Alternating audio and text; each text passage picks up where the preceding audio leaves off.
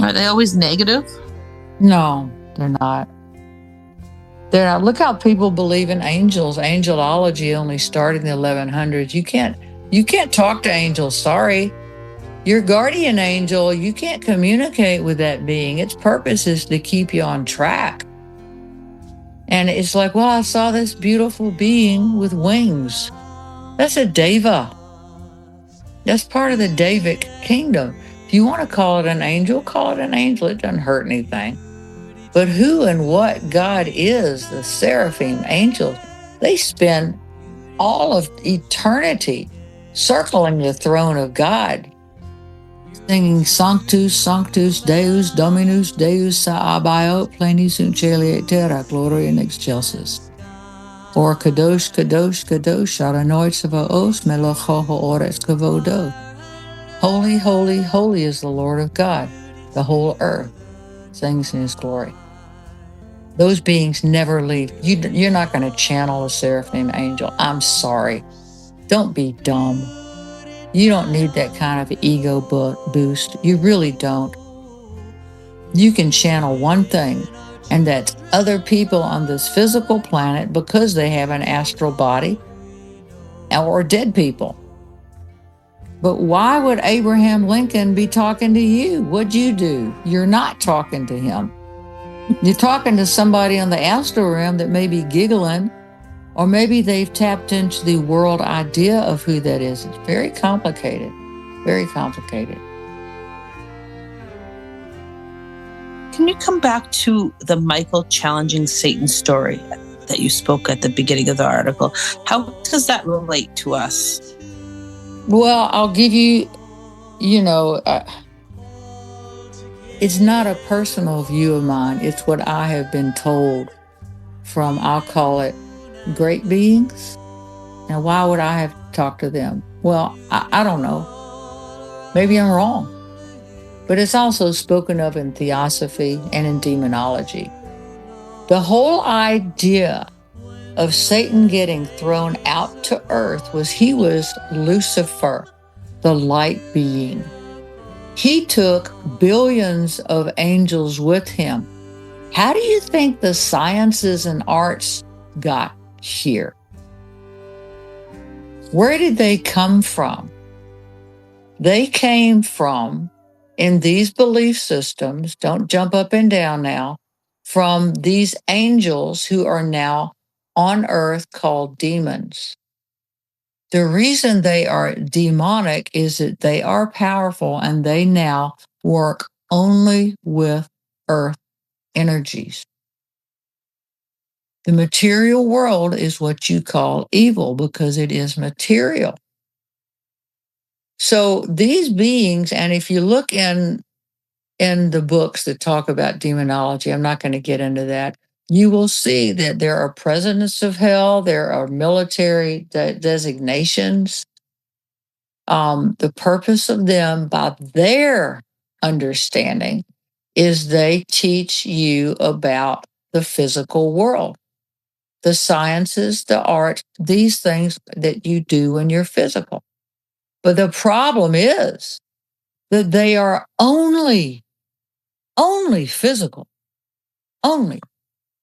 And they will show you if you get attached to them or doing these little ceremonies to bring them in, that you are not God and you are not them. They will mess you up because they hold the dignity and power of this world, this physical manifestation that is here as your school. And they will show you by your wrong choice and your wrong action why you need the higher spiritual.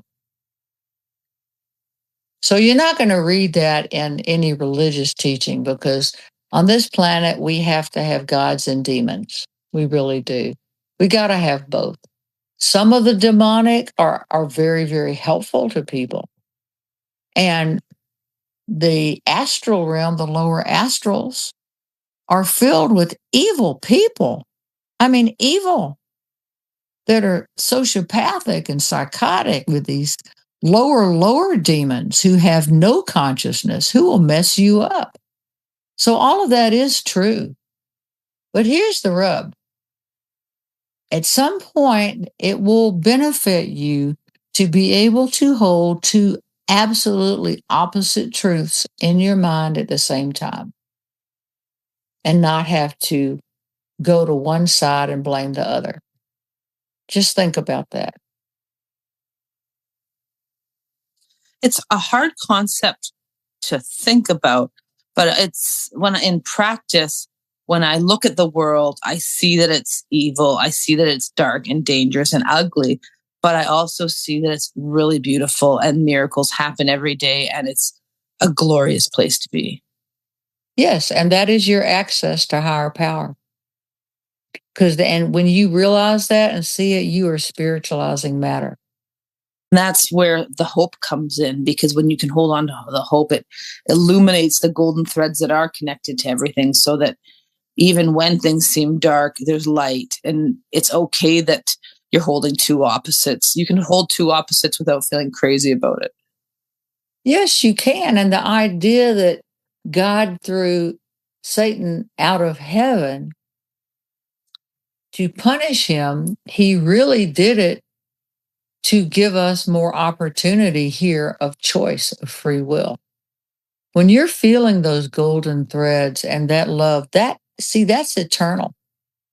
Anything of this world has a beginning, middle, and end. You can't attach to it and deem it real, because it will die, it will be burnt up, it will destroy, it will change. That is not the world. Those are your schools. Those are your schools. And that way, something that it's the good and evil can be poured into the same cup. And it's not that we have to necessarily judge everything. We just have to go through our life. Yes, and we do judge it because we're fearful.